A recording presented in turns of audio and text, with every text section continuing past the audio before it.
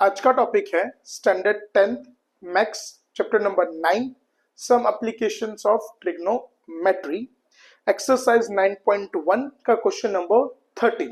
तो last lecture video में हमने क्वेश्चन नंबर 12 कंप्लीट करा था। अब क्वेश्चन नंबर 13 आज हम लोग सॉल्व करने जा रहे हैं। तो देखो क्वेश्चन नंबर 13 में क्या दिया हमको यहाँ पे। तो सबसे पहले as observed from the top of a 75-meter lighthouse from the sea level, the angle of the depression of the two ships are 30 degree and 45 degree. अब देखो यहाँ पे एक लाइट हाउस है, यहाँ पे क्या है हमारा लाइट हाउस है। अब जो लाइट हाउस है वो सी के कंपेयर सी लेवल से कितना ऊपर है 75 मीटर का, कितना ऊपर है 75 मीटर। अब अगर मैं यहाँ से उसके टॉप पे से दो शिप्स पे देखता हूँ तो एक शिप पे मेरा एंगल बनता है 30 डिग्री और वही पॉइंट पे और उसी टाइम पे दूसरे शिप पे मेरा एंगल बनता है 45 डिग्री। कितना बनता है 45 degree. If one ship is exactly behind the another on the same side of the light house.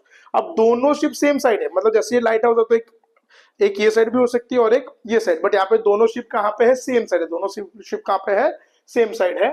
Find the distance between the two ships. अब ये जो दो शिप्स है उसके बीच में कितना डिस्टेंस होगा वो हमको फाइंड करना है। तो सबसे पहले हम लोग इसका डायग्राम बनाते हैं। तो देखो इसका डायग्राम कैसा बनेगा।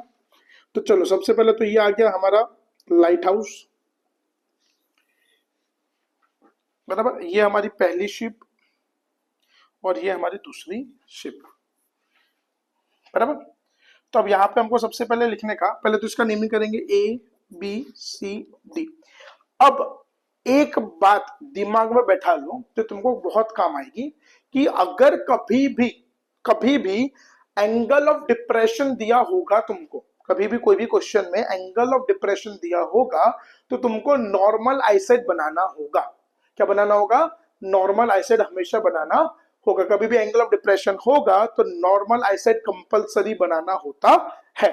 तो यहाँ पे एंगल ऑफ डिप्रेशन है तो हम लोग ए पे से एक नॉर्मल आईसेड बनेंगे। क्या बनेंगे, नॉर्मल आईसेड। अब देखो पहला एंगल कितना है 30 डिग्री और दूसरा एंगल कितना है 45 डिग्री। तो अगर मैं इसको Z शेप की तरह ऑल्टरनेट एंगल्स देखूंगा तो यहाँ पे मेरा क्या आएगा 30 डिग्री और यहाँ पे क्या आएगा हमारा 45 डिग्री। टावर की हाइट कितनी है 75। दोनों शिप के बीच का डिस्टेंस, मतलब देखो पॉइंट सी पे पहली शिप है, पॉइंट डी पे दूसरी शिप है, यानी सी और डी का हमको डिस्टेंस यहाँ पे फाइंड करना है। एक और बात याद रखना, जैसे दो एंगल्स कभी भी दिए होंगे ना और सेम साइड होंगे तो जो बड़ा एंगल होगा वो पहले आएगा, छोटा एंगल बाद में आएगा। अगर मान लो एग्जांपल के तरीके यहाँ पे 60 और 45 दिया होता तो पहले क्या लिखते 60 और बाद में क्या आता 45 आता, करेक्ट। अब देखो तो अब यहाँ पे हमको क्या फाइंड करना है CD।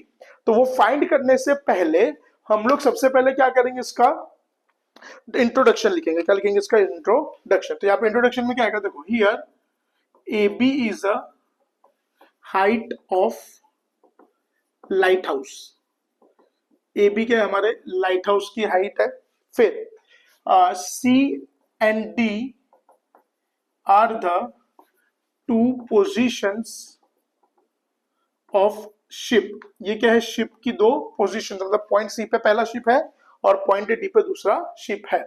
CD is a distance between two ships. तो दो शिप के बीच का जो डिस्टेंस है वो क्या है CD है। वो कितना है CD। इन शॉर्ट हमको यहाँ पे CD फाइंड करना है।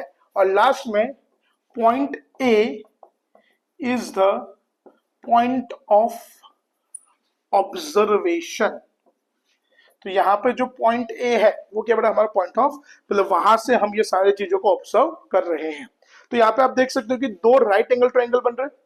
पहला ट्रायंगल बन रहा है ABC और दूसरा ट्रायंगल बन रहा है ABD। तो वन बाय वन हम लोग ये दोनों ट्रायंगल्स का यहाँ पे यूज करेंगे। तो पहला ट्रायंगल हम लोग लिखते हैं ABC। तो पहले लिखेंगे हम लोग in triangle ABC angle B is equal to 90, angle C equal to 45। अब हमारे पास अपोजिट है, एडजेसेंट की वैल्यू चाहिए। तो बताओ अपोजिट और एडजेसेंट किसके रेशियो में आता है, वो आता है साइन के रेशियो, सॉरी 10 के रेशियो में। किसके रेशियो में आता है, 10 के। तो यहाँ पे 10 का फॉर्मूला अप्लाई करेंगे। सो 10 theta that is opposite upon adjacent. Angle कहां पे बन रहा है, C पे। C का अपोजिट क्या है, AB। एडजेसेंट क्या है, BC। C पे एंगल कितना है 45, AB की वैल्यू 75, BC की वैल्यू हमको चाहिए। 1045 की वैल्यू क्या होती है टेबल में 1 इक्वल टू 75 अपॉन बीसी। अब बीसी ऊपर तो BC into 75, sorry BC into 1 तो बीसी, तो बीसी की वैल्यू आई 75 मीटर। तो चलो यहाँ पे ये हमको पर्टिकुलर क्या मिला 75 मीटर मिला है।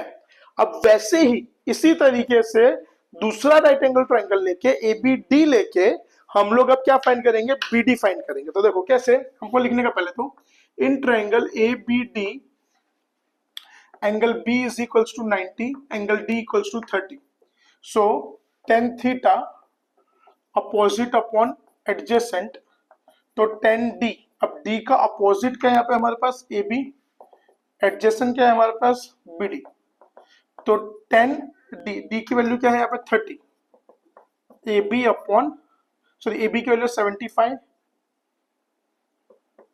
Upon B D.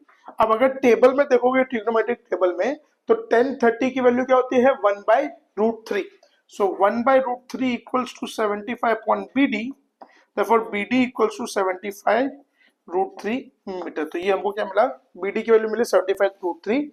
अब चलो ये दोनों वैल्यू आ गई हमारे पास, अब हमको फाइंड क्या करना है, CD फाइंड करना है। तो मैं यहाँ पे लिख सकता हूं here B dash C dash D, मतलब जो B C और D ये तीनों पॉइंट एक ही लाइन में लाई कर रहे हैं, तो इसकी वजह से हम लोग क्या लिखेंगे BC plus CD will be equal to BD।